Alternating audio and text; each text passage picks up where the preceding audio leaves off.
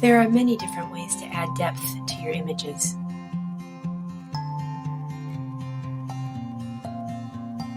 Look at the difference between this very flat image of a keyboard and this one, which was shot at an angle and shows much more depth. It works great with people too.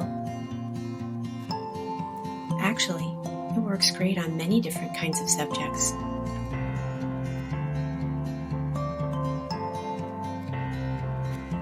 Look at how much depth is added to this picture by the way the sidewalk recedes into the distance, and the way this little ravine leads you off towards the mountains in the background.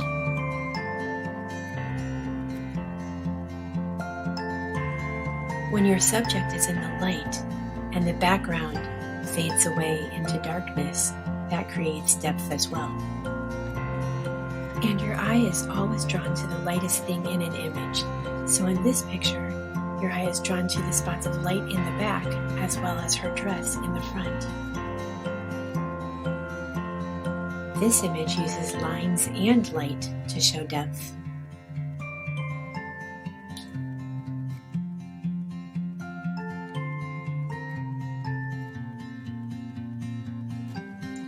This portrait is a good example of that.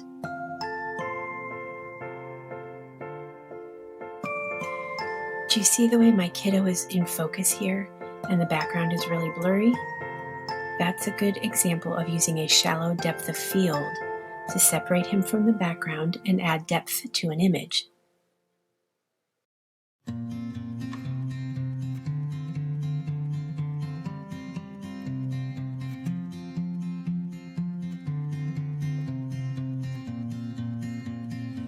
In the studio, I do that by using a very large aperture setting on my camera, or a small number f-stop. On my phone, I can use portrait mode.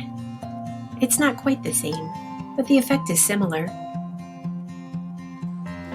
If you want to know more about depth of field, I'd recommend going to the Digital Photography School website and looking at their article on understanding depth of field for beginners.